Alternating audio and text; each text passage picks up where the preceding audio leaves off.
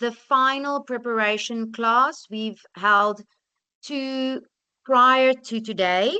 It is not compulsory to have attended all 3. I'm very happy that so many of you are joining me today. So I'm just going to quickly switch off the transcription. Okay, so how this session will work is I will go through the assignment brief with you. And I will explain to you what is expected in each question. I will explain to you some of the pitfalls that you should avoid, and then also how you should approach the question, especially those that require independent real-time research. What I'm going to do now is I'm going to share my screen and bring up the PowerPoint presentation. And while I am presenting, I will not be able to see, unfortunately, any hands. There might be students who join late. I won't be able to see who joins late, but if their mics are switched on, I will just mention that and ask the students to switch their mic off. But hopefully we won't have too many breaks in this presentation. Okay, so I'm bringing up the assignment and I'm going to put it in presentation mode, and then we can start. Okay, so as I've mentioned, let's work through the brief for assignment 2.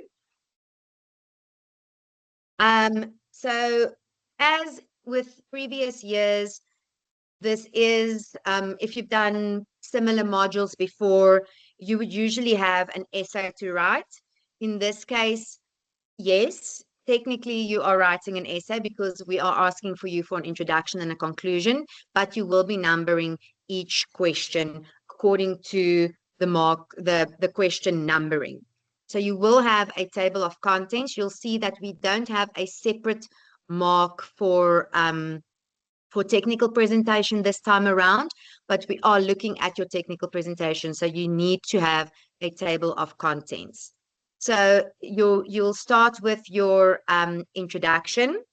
And in your introduction, generally we say that an introduction has 3 jobs to do. It must contextualize the scenario, it must announce the theoretical themes, and then provide a roadmap.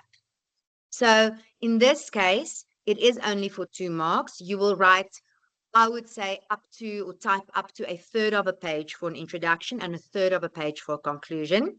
So you will contextualize the idea of the Korean wave or Hallyu and why it matters as a case study for international communication scholarship. Remember, the module is international communication. So why is this particular example as a case study important to international communication as the overarching theme? Then you can identify some of the key theories that you will be discussing. You can just say, I'll look at this one and I will at this one. So the theories from Learning Unit 4 and Learning Unit 6.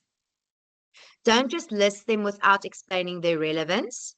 So you must say you will be looking at, for example, the world system theory, and I will discuss it in the context of XYZ. I will also be discussing the idea of the digital divide.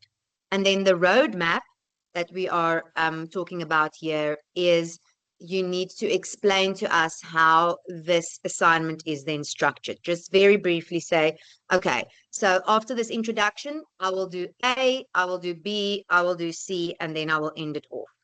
You are more than welcome to use any of the prescribed readings in your introduction. And also just remember, don't just repeat your scenario. You need to look at it from a sort of theoretical perspective. Then we, as I've mentioned now, common pitfalls. Don't just provide a generic description of K-pop. Don't just list the theories and don't just repeat the scenario. So I've now explained to you sort of how you can look at writing or compiling your introduction. Then we move on to question 1.2. And here, this is very much a theoretical question, and you will be leaning on Learning Unit 4 of the study guide. And remember, you are referencing the study guide in this case. So we need to see your in-text references throughout. So for this question, you need to discuss two theories from Learning Unit 4. The two most applicable to the scenario, and this is why it's important to attend these sessions, because I'm going to give you this tip now, is the world systems theory, where you are going to look at that core periphery diagram, and then also media and cultural imperialism. So those are your two theories that are most relevant to the case study that we have provided you. But if you can justify it, you are more than welcome to relate modernization or dependency theory. You can also engage with those two theories if you can justify why you think it links to the scenario. They also do, but there are two theories that are just generally more applicable to the case study we have provided you. Then we move on to question 1.3. 1.3a is for 8 marks. And here we are looking at social networks, the network society, and also will be providing us with localized evidence. That is now for the whole question 1.3. Part A is for 8 marks, and here we are looking at social networks and the network society.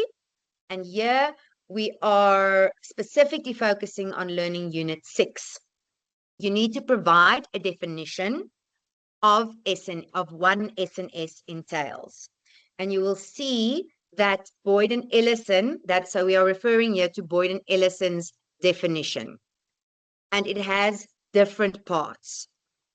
So keep that in mind. That definition has different parts. And I laid that out in the pre-recorded lesson that deals with the content of Learning Unit 6. So refer back to that as well. So that is the definition that you will provide here. You are going to look at profiles, at connections, and at interaction. So Boyd and Ellison, and this is important when we look at the definition and we look at the context of this question, they distinguish between social networking. Social networking is where we initiate relationships with strangers, and social networks. So social networks is where we are communicating with existing extended networks. So SNSs are organized around people and personalities and not topics. And this is what differentiates them from earlier online communities. And then we are going to apply it to K-pop. So that definition, let's look at it from how does it link to K-pop? The scenario that we've provided you describes how K-pop fandoms, and I'm quoting now, weaponized the internet. They organized streaming campaigns. There was strategies to manipulate the charts. They had press outreaches across Twitter, TikTok, YouTube, Weverse. So if you use Boyd and Ellison's framework, you should explain how each of those three defining features of an SNS is demonstrated in the fan-pop ecosystem, the K-pop fandom ecosystem. Question 1.3a also requires you to look at this concept of mass self-communication as it was put forth by Manuel Castells. So once again, this is from Learning Unit 6, particularly from section 6.2.2, and he describes mass self-communication as a new form of socialized communication. It is self-generated and it has a global reach. So how does this apply to K-pop fandoms? And remember, you need to critically evaluate the case study against these concepts. Note, for example, limitations that you might pick up. Question 1.3b is for 4 marks, and this is a local application. This section can't be completed generically. You must independently locate a real, currently active South African K-pop fan community. We will, when we send you your feedback on assignment 2 in tutorial letter 201, we will also give you a particular example. So I've also worked out this whole assignment, and there you will then see exactly what we wanted. So we've also found an example for you, but in this case, yes. You will find an example of a community entry. So how are you going to write about it using the theory? Once you have identified your community, your discussion must do the following. It must describe its digital practices. So how does it communicate? What does it post? How does it organize? And then map those practices onto Boyd and Ellison's 3-part S&S definition. Where is the profile? What are the connections? And how are the networks traversed? And you are going to explain the community's activities, how they exemplify mass self-communication. For example, they are self-generated, they are self-directed, they have a potential global reach, and there are many in structure, and then many too many. And then you're going to connect the scenarios, broader argument about SNS's enabling K-pop's global spread. So we are going to look in this case for, we're going to look in this case for a named and a verifiable community that has a handle, whether that's on X, on TikTok, evidence that you have accessed it. So you will describe what you have observed, for example, a post that they made. And then we needed to see a theoretical integration using Boyd, Ellis, and Castell. So not just a description. And you are going to connect it to the broader K-pop scenario. Here, you will definitely bring in some of those prescribed readings, because while this question is very much anchored in Learning Unit 6, and particularly in those concepts of Boyd and Ellison and Castells, there are prescribed readings that will definitely function here as supporting evidence and as critical enrichment. So moving on to question 1.4, and this is a discussion of the political economy for 8 marks.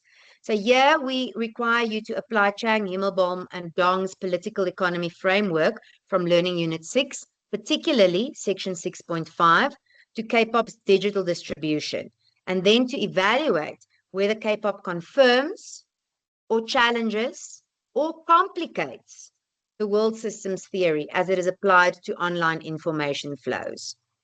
So Chang et al., as we looked at their idea in Learning Unit 6, they identified 2 key determinants of information flow in cyberspace, and that is ownership and control on the one hand, and market orientation on the other hand. So ownership and control, they're distinguishing between state-owned versus private or public media, and then the market orientation, where they distinguish between commercial and public service media. And then you're going to apply it to K-pop. So you're going to look at, for example, cyber imperialism, so the reproduction of offline core periphery structures in cyberspace, where we've previously seen or still see the US and the UK occupying this central position in global hyperlink networks. So in a sense, K-pop's success both confirms but also complicates this framework. So you can see how these ideas then link to the scenario that we have provided. Once again, yes, this question is very much grounded in the Learning Unit 6, but yeah, you will be able to bring in some of those prescribed readings to enrich your argument and to provide evidence of K-pop's political economy. Sorry, this is just still on that question. I've now already mentioned it. So when we look at world systems and digital flow, we look at something like the cyber imperialism.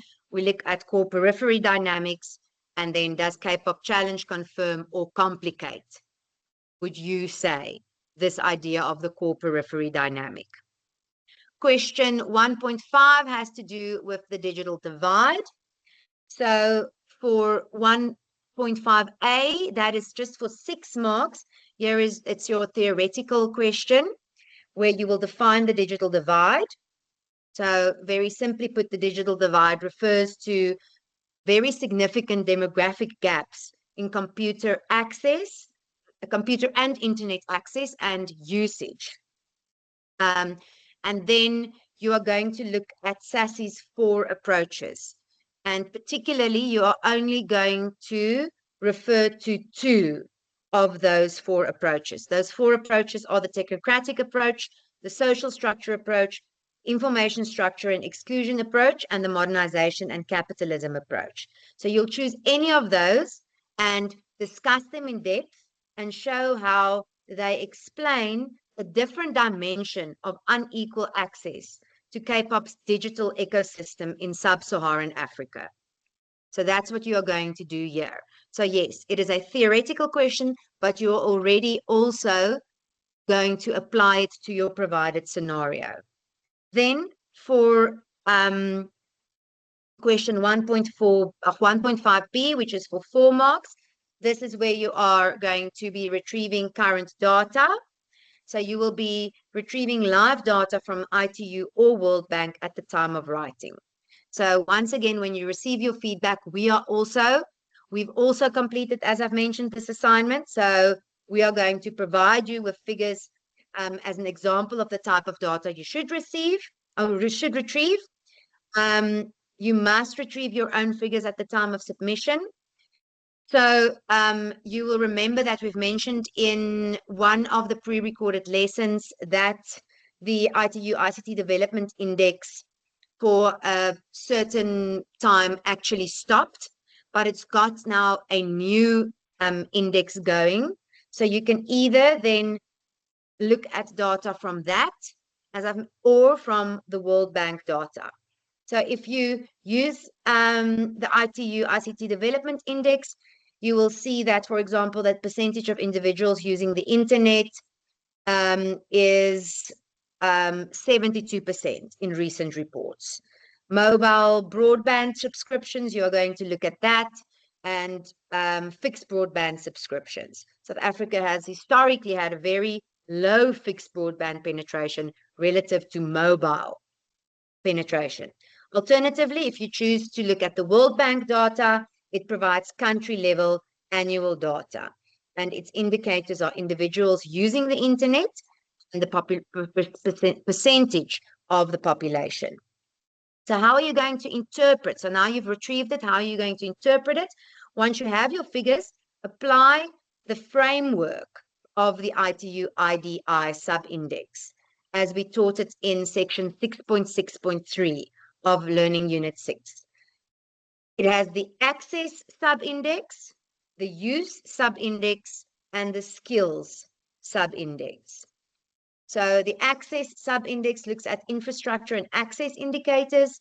The use sub-index looks at the intensity of ICT usage, while the skills sub-index looks at adult literacy and secondary and tertiary enrollment. So you can discuss what your figures reveal about the sub-indexes for South Africa and then connect this to K-pop. What do these figures mean for South Africans' ability to participate in streaming campaigns, fan communities on Twitter or TikTok, and platform-based K-pop consumption? Then we get to the critical reflection. This is question 1.6. And here we are asking you for a genuine, analytic, grounded personal reflection. Here we don't have anything like a right answer. We are going to be awarding marks for the quality of the theoretical application and the authenticity and the specificity of your reflection.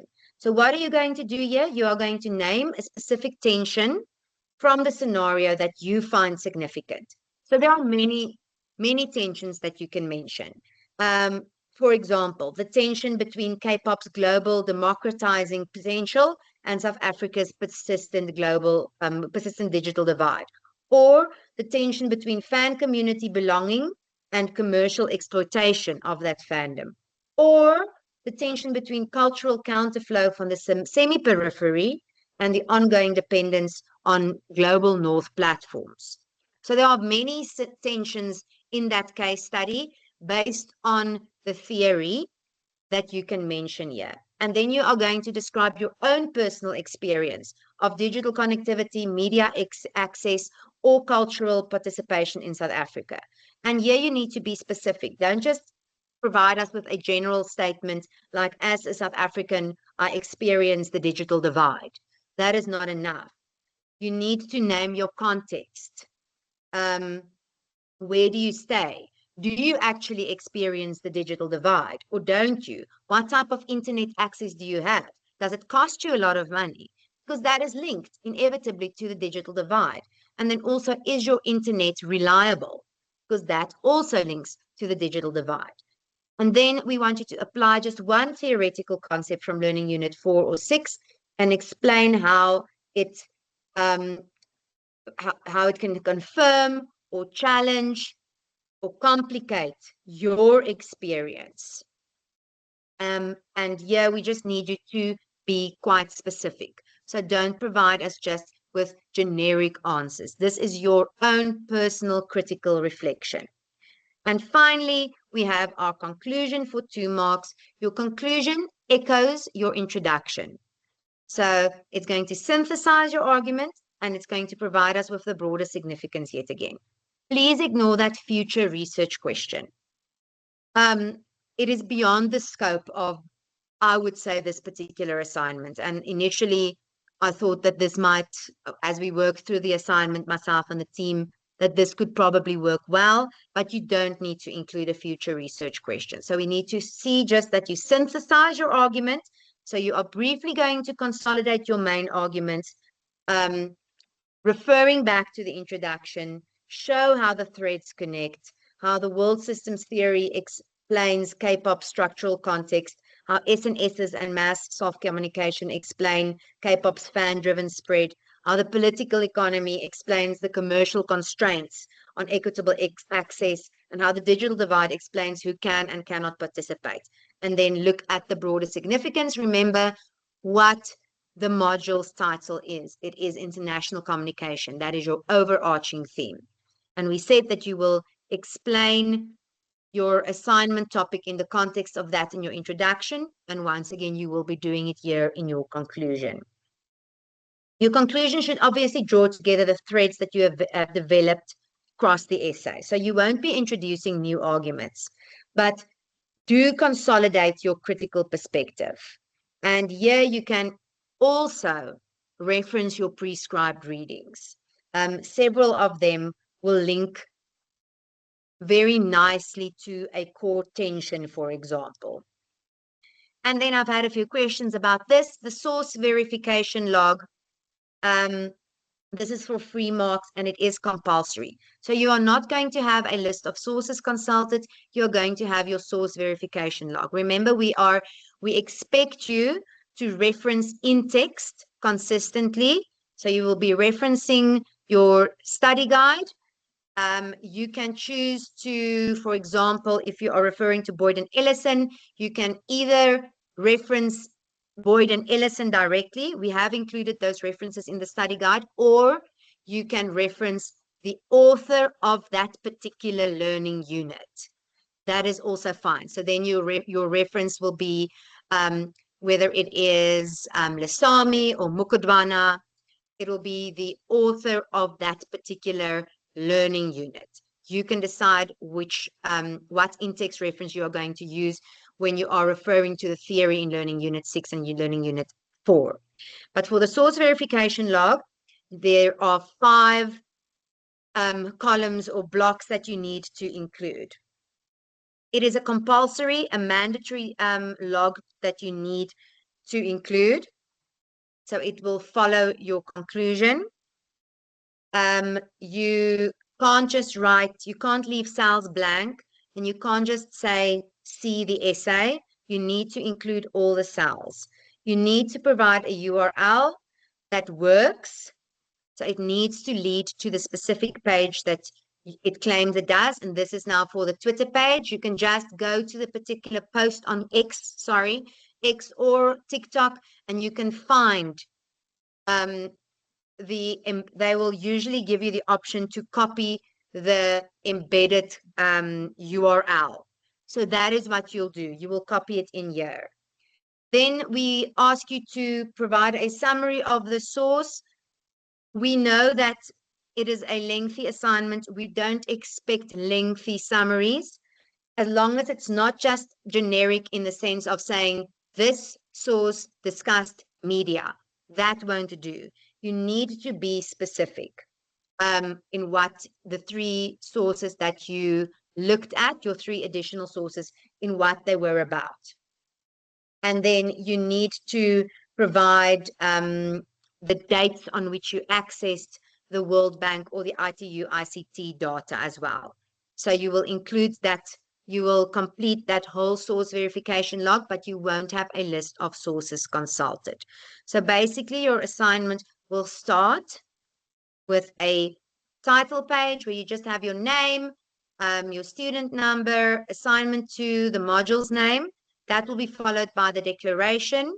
So even though you are doing Turnitin, you are submitting via Turnitin, and even though you will press the little button that says I have not committed plagiarism, you will also include that short AI, your AI declaration. And then you will have a table of contents, and then your assignment will start, and your assignment will finish off with your source verification log. On that note, I'm going to stop sharing my screen, and we Oops. Can I just quickly get can everyone else hear me? Okay, because it seems that someone wasn't able to hear me. Okay. Yes. So, okay, thank you so much, Lebogang. Okay, so now is the chance for you to ask me questions. We will be uploading already the first and second recording. Those 2 sessions are on my UNISA. So I did exactly the same.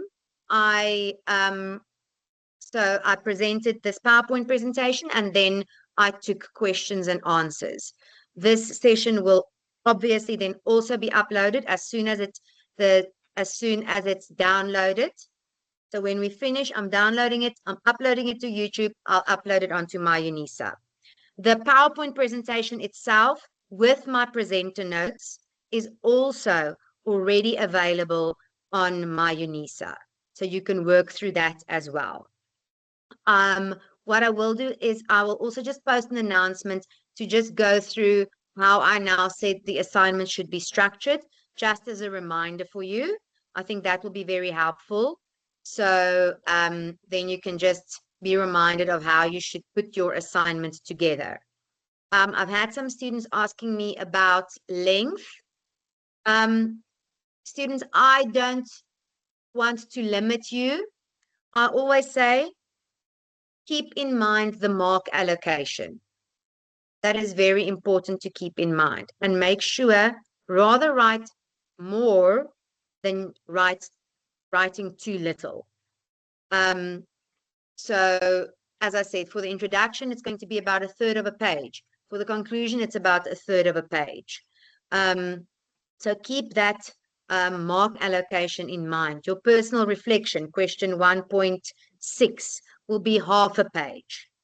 So you can sort of work based on that.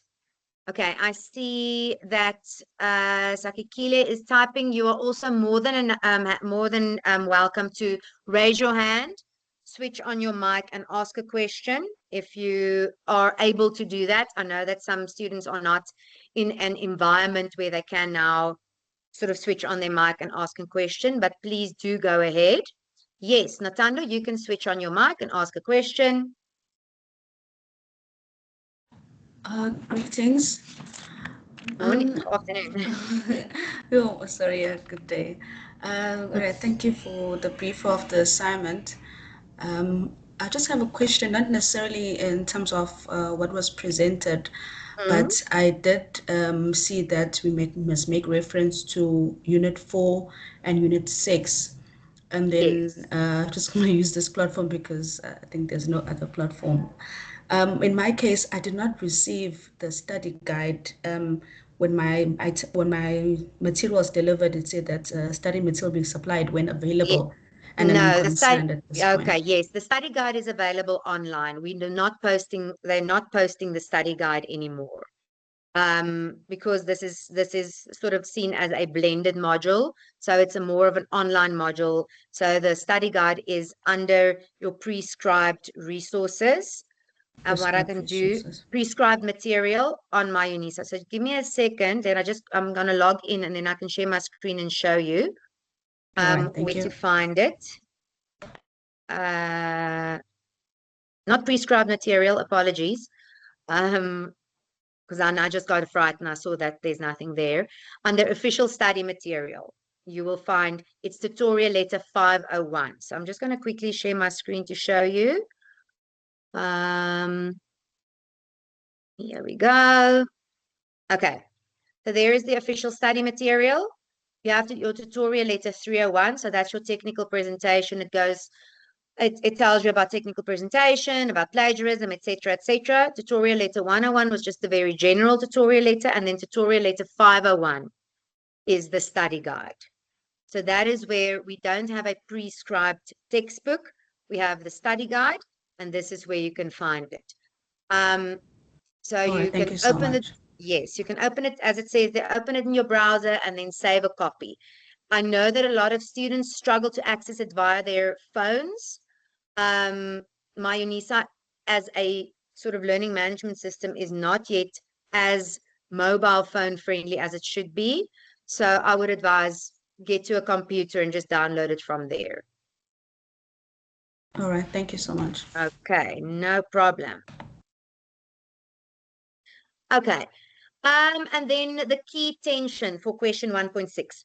I think a key tension is a specific topic or a specific question that you find from the scenario that you think is significant. So I mentioned a few examples and I'm going to mention them again. I think if listen to them and then I think that should provide you with an idea of what I mean by attention.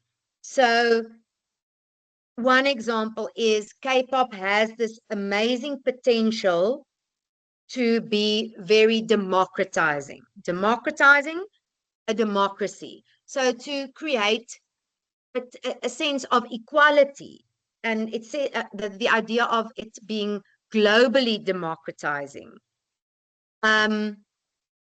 So, but then at the same time, we have South Africa's persistent digital divide. So those are two things that are in tension with one another because we have this digital divide. Therefore, we can say that a lot of people might struggle to access some of the K-pop fandoms because they don't necessarily have reliable access or their internet access is very expensive. So that is an example of a tension. The other one is the idea of the tension between fan community belonging. So you are part of this very cool fan community and you feel that you are creating this community versus the tension, the commercial exploitation of that fandom. Because we have seen how big media or big companies are then taking this thing that started as sort of just a community, a small little community, and they are trying to commercialize it. So make it profitable. So there's another tension. And then this tension between the cultural counterflow from the semi-periphery. So we see that K-pop is a very good example of that counterflow because technically South Korea is seen as part of the global South. So it is a counterflow. It's not your usual flow from north to south. So we have this tension between the cultural counterflow from the semi-periphery versus then the ongoing dependence on global north platforms. And that platforms could be something like X, like Instagram. So those are an example of tensions.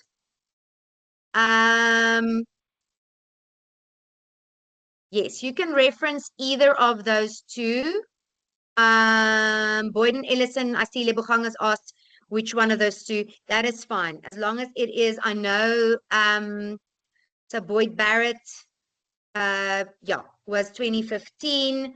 There are different versions of some of the readings, and then they have actually also written sort of new, they've come up with sort of new ideas around their original concepts. But use whatever is in your in the study guide. That is completely fine. We just want you to consistently reference in text, and then you are completing your log at the end of it. Are there any other pressing questions that you need to ask?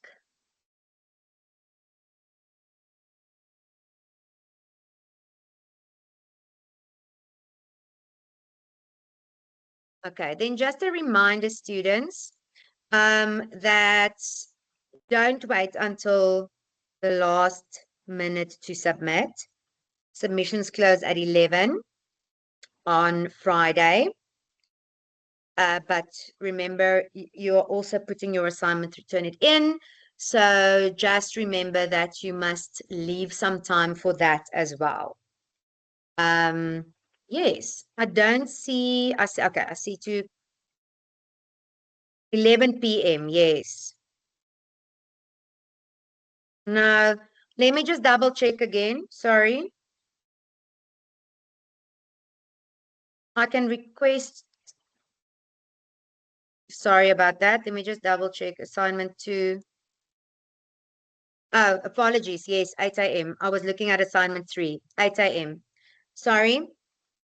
I'll put a reminder of that for students in the announcements as well. Yes, that is at 8 a.m. Your exam portfolio will be at 11 p.m. Okay. Are there any other questions at this moment? Otherwise, please remember that I'm available to you. I want to say 24/7, not quite. But you can email me at any time should you have any questions. I'm online pretty much always. My emails come through to my phone. So I am happy to answer any questions you might have via email. And then, as I've mentioned, this recording will be uploaded under assignments 2 preparation is the folder that you can find it under on my UNISA. So there already you will have the first 2, and then also the PowerPoint slides of the lectures have been uploaded there as well. So you can have a look there at the various learning units. And just wanted to check under additional, just trying to, okay, yeah. And so you can just go through all of that and you will find what you need on my UNISA. Okay, then I will leave you on that note. I'm not seeing any other questions. I'm going to just wait for that one more question that is being typed.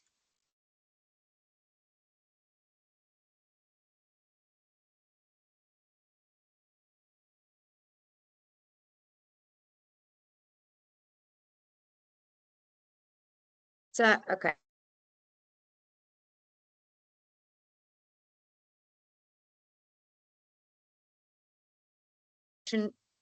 Oh. Oh.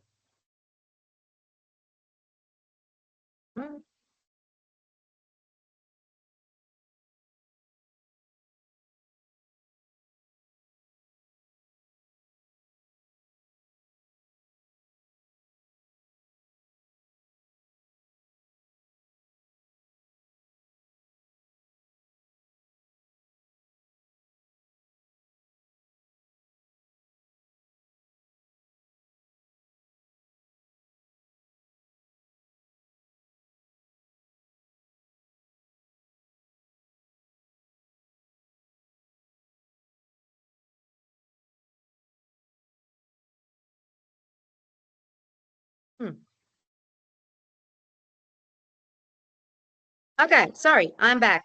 That was very strange. Okay, as I said, yes, best of luck with your preparation for this assignment and for your other assignments as well. And we will then start with our preparations for your exam portfolio. Not necessarily from next week already. Next week we will there will be pre-recorded lessons on more sort of general information. Once again, looking at plagiarism, looking at the use of AI, and then the week of 21st of April, we will start with preparations for the exam portfolio in earnest. So thank you very much, students. I am stopping the recording and we'll be uploading it soon. Goodbye, everyone.